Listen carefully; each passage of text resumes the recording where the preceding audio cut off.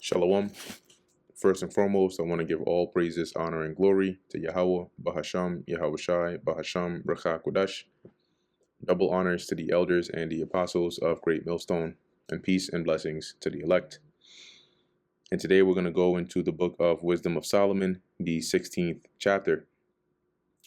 Therefore, by the like were they punished worthily, and by the multitude of beasts tormented.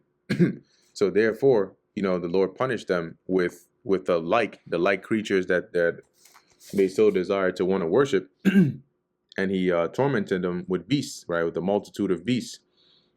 Instead of which punishment, dealing graciously with thine own people, thou preparest for them meat of a strange taste, even quails to stir up their appetite. So here he is comparing the contrast, right? Or sorry, contrasting between the treatment the Lord gave to the to the Egyptians and to the people of Israel. So here it says, instead of which punishment, so in the stead of the punishment that the Lord punished the Egyptians with, when it came to Israel, he dealt graciously, right, with his own people, and prepares for them meat of a strange taste, which is talking about the manna from heaven. And then also, as it says, even quail to stir up their appetite, right? So that's what the Lord did, right? He gave us manna from heaven, and he also gave us quails, right? Which is going back to the wilderness. It says here, verse 3, to the end that they, desiring food, might for the ugly sight of the beasts sent among them. This is talking about the the Egyptians. So when it says they desiring food, it's saying basically like even when the Egyptians were hungry at the sight of the plagues that they were seeing and experiencing, it made them lose that desire to eat, right? So it says here, might for the ugly sight of the beasts sent among them, even loathe even that which they must needs desire, which is the food. Having, the frogs, remember the plague of the frogs, basically crawling up into everything. And then when the plague was over and they died, imagine the stench,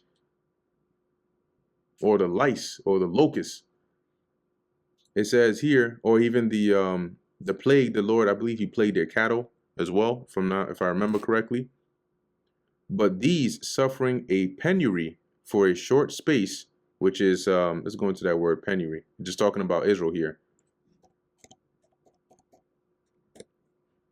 Right, extreme poverty or destitution. So for temporarily, right, the Lord had it to where we were lacking food, or we experienced hunger. That's the penury that Israel suffered for a short space. It was temporary.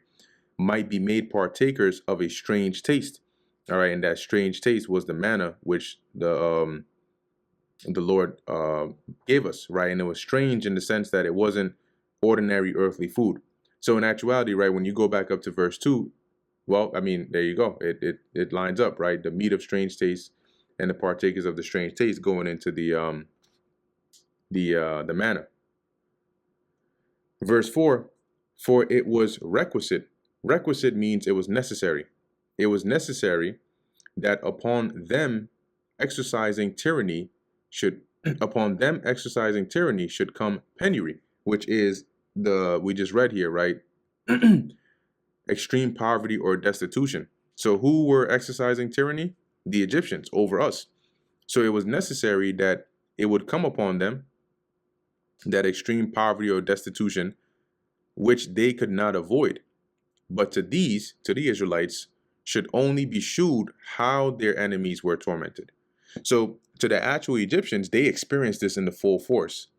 To us, we only experienced a taste of it to experience, and to know how bad it really was for the Egyptians. That's the correlation that Solomon is drawing here. For when the horrible fierceness of beasts came upon these, they perished with the stings of crooked serpents. Yeah, they perished with the stings of crooked serpents. Or Salakia, let me read that again. For when the horrible fierceness of beasts came upon these, and they perished with the stings of crooked serpents, thy wrath endured not forever. And this is talking about Israel, right? So Going back to the wilderness, when you read, I believe this was in the book of Numbers, when the Lord had those venomous, because they're also likened on to being beasts. So when he had those venomous snakes start attacking Israelites, right, and started killing Israelites, it wasn't forever, right? He didn't have all Israel die, but they were troubled for a small season. It was temporary, that they might be admonished, having a sign of salvation, which was the lifting up of the brazen serpent, right? That those that would look upon it, would be healed, to put them in remembrance of the commandment of thy law. So it's kind of like saying here, the Lord, gave us a light little punishment, but it wasn't to our destruction and it wasn't permanent. It was temporary, but this was to admonish us, right? So that we wouldn't stray from his law. For he that turned himself toward it was not saved by the thing that he saw, but by thee, that art the Savior of all. So those that ended up looking at the brazen serpent, it wasn't the actual brazen serpent that healed them, it was the Lord that healed them. And in this thou madest thine enemies confess that it is thou who deliverest from all evil. From them, so in this that the Lord did, he made the enemies confess, and this is what the author, or what Solomon is about to talk about here. For them, the bitings of grasshoppers and flies killed. This is dealing with the Egyptians. Now, it doesn't necessarily mean that they were having flies that were like biting them and they would drop dead, but this is more so from the lack of food, from the grasshoppers or the locusts destroying all their crops, or even infections, that they would get from these different bites. Neither was there found any remedy for their life. So there was no way for them to escape these plagues, the Egyptians, that is. For they were worthy to be punished by such, so they deserved it. But thy sons, not the very teeth of venomous dragons overcame. For thy mercy, and that's talking about the poisonous snakes. So thy sons, which are the Israelites, not even the poisonous snakes overcame us. So we weren't destroyed of them as a nation, that is. For thy mercy was ever by them and healed them. For they were pricked, that they should remember thy words. And this is like, when you go back to ancient Israel, a husbandman would have what is called a goad, which is like a sharp, the end of it is like pretty sharp, and they could prick, the ox if it was going astray, or if it wasn't moving in the way that the husbandman wanted it to go in. So likewise, the Lord pricked us, not to kill us, but to correct us, right? That they should remember thy words and were quickly saved. See, so the Lord, once again, it's not like he had this going on to where there was like 10 Israelites left. He delivered us quickly from it, that not falling into deep forgetfulness, they might be continually mindful of thy goodness. So the Lord did this to make sure that Israel wouldn't get beside themselves, because when you actually go back to the time of the wilderness, they were murmuring, speaking against Moses, speaking against the Lord. So he had to, throw these judgments out there to set them right, to set them straight, that they would be continually mindful of his goodness as well in the mercy that he showed us. For it was neither herb nor mollifying plaster, which is like ointment, that restored them to health, but thy word, O Lord, which healeth all things. See, so it was the word of the Lord, because looking up at the serpent, the brazen serpent, that wasn't like physically, you weren't eating an herb, right? There wasn't any like medicine being put on your wounds, but you were healed, which goes to show that it was the word of the Lord that did that.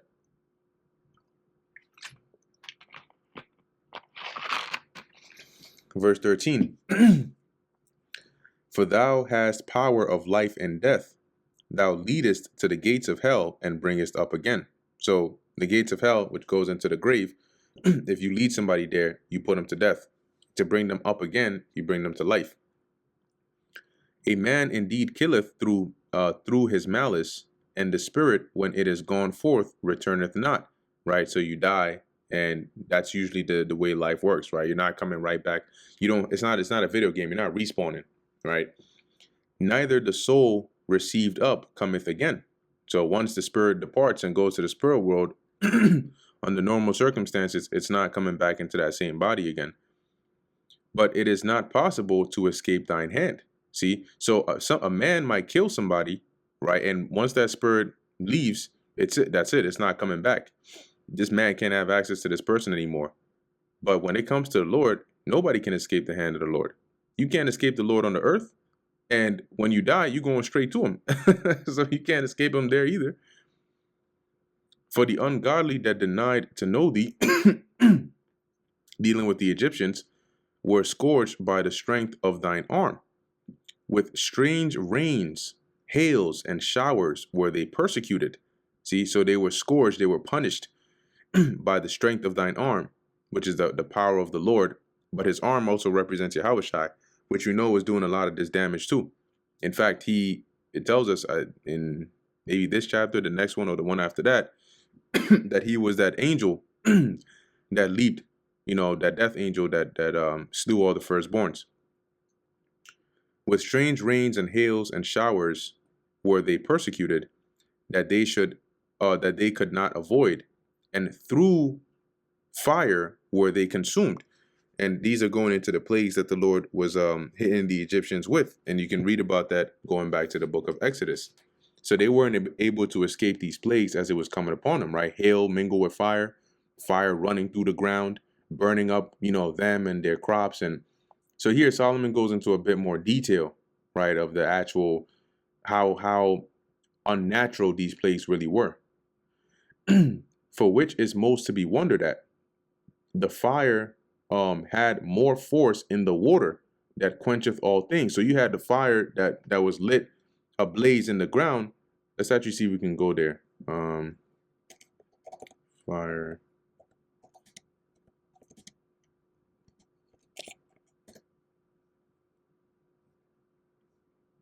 Yeah, there you go. Exodus 9:23. I'll start at 22. And the Lord said unto Moses, stretch forth thine hand toward heaven, that there may be hail in all the land of Egypt, upon man and upon beast, and upon every herb of the field, throughout the land of Egypt. And Moses stretched forth his rod between heaven, and the Lord sent thunder and hail, and the fire ran along upon the ground, and the Lord rained hail upon the land of Egypt. So there was hail and fire mingled with the hail, very grievous, such as there was none like it in all the land of Egypt since it became a nation. You see that? So going back to Wisdom of Solomon, verse 17, for which is most to be wondered at, the fire had more force in the water. So this fire that was burning, they didn't just burn on the land, but even in the water, it was burning. And this water, as it says, that quencheth all things, because that's the normal way of the normal way of nature is that water quenches fire. For the world fighteth for the righteous, meaning that the elements of the world the Lord used to fight on behalf of the righteous, being the Israelites, against the Egyptians. For some time the flame was mitigated, that it might not burn up the beasts that were sent against the ungodly. So the Lord sent beasts among them too. And here he's saying that the fire at certain points would die down a bit so that it wouldn't burn up the beasts that the Lord sent against the Egyptians, but themselves might see and perceive that they were persecuted with the judgment of God. So this was done so that they could understand that this was happening at the judgment of the same God they denied, right? That they said, who is this Yahweh that we should worship him, that I should obey him? That's what Pharaoh said. And at another time, it burneth even in the midst of water above the power of fire. So at sometimes the fire would calm down so that these beasts, could run amongst them and bring this damage.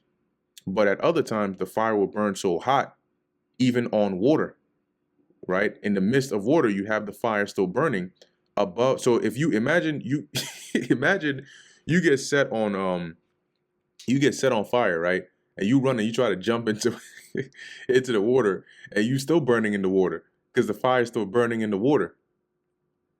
As it says, above the power of fire, because the average power of fire only burns enough until water. If you jump in water, it's going to cool off the fire. But imagine Imagine you're in water trying to go low and deep into the river and you're still burning. That's fire that's burning above its power, that it might destroy the fruits of an unjust land, right? Which also going into the crops of that land being destroyed by this fire. So the plagues of Egypt were more horrific than you would even think, when you read the book of Exodus. But you get a bit more detail here in Wisdom of Solomon. Verse 20, instead whereof thou feddest thine own people with angels' food. So here it is, the Egyptians suffered the loss of their crops, the fire burning even in the midst of water, the inescapable plagues. But on behalf of the people of Israel, the Lord fed them with angels' food, dealing with the manna, and did it send them from heaven bread prepared without their labor. So we didn't have to make the manna. It was already prepared for us. Able to content every man's delight and agreeing to every taste. So the manna tasted perfect for everybody. For thy sustenance declared thy sweetness unto thy children. So in providing for us, it showed how, sweet or how caring the Lord is to his children or to his people. And serving to the appetite of the eater tempered itself to every man's liking. You see? So you like it a bit more savory, or you like it, not too sweet, not too sweet, but like not too much salt, or whatever the case is. It tasted perfectly to everybody. But you have some people that like, their steak a bit more charred. Some like it just regular, well done. Hey, imagine you biting into the steak and it tastes perfectly for you. The salt is just right. Somebody has a very sensitive taste buds to salt, so they put very little in their food. Well, somebody else is not like that, but both can eat the same food and it tastes equally perfect for them. That's like how this manna was tempered to every man's liking. Verse 22, but snow and ice endured the fire and melted not. Right, going into the hail, that they might know that fire burning in the hail and sparkling in the rain did destroy the fruits of the enemy. Okay, so the Lord had it to where you had this hail. That's why we read in Exodus that this hadn't been the case before. You had this hail burning and the ice burning with the fire, and it wasn't melting. Okay, that they might know that the fire burning in the hail and sparkling in the rain did destroy the fruits of the enemies. Okay, so they would know that this was destruction from the Lord, but that the Israelites would be able to know that this was the destruction the Lord brought upon them. It was this fire that was mixed with hail that he used to destroy their land, right, and their crops. But this again did even forget his own strength, that the righteous might be nourished. So going into this fire and this hail, it forgot its own strength, meaning it abated so that the righteous might be nourished. Okay, that it wouldn't be too destructive to where it destroys everything, and then it affects Israel, because they were still in the land as well, though they were separated in Goshen. For the creature that serveth thee, who art the maker, increaseth his strength against the unrighteous for their punishment.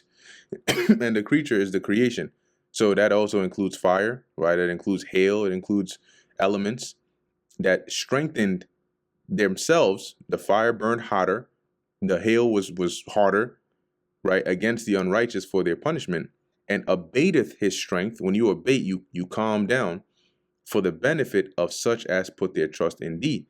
See, so it burns really hot for the unrighteous, but it calms down, it cools when it comes to being on behalf of those that trust the Lord. Therefore, even then was it altered into all fashions, and was obedient to thy grace. Going into the elements, they were altered into all fashions, so they were changed according to the will of the Lord, obedient to thy grace, that nourisheth all things, according to the desire of them that had need, that thy children, O Lord, whom thou lovest, might know that it is not the growing of fruits that nourisheth man, but that it is thy word which preserveth them that put their trust in thee. See, and then it also says that, in the Old Testament, that man would know that man shall not live by bread alone, but by every word that proceedeth out of the mouth of the Lord. See, that is what preserved us, the word of the Lord, because in the wilderness we didn't have the crops and the food grown of the earth, but we were preserved by the word of the Lord through his manna. Verse 27, for that which was not destroyed of the fire, being warmed with a little sunbeam, soon melted away, right?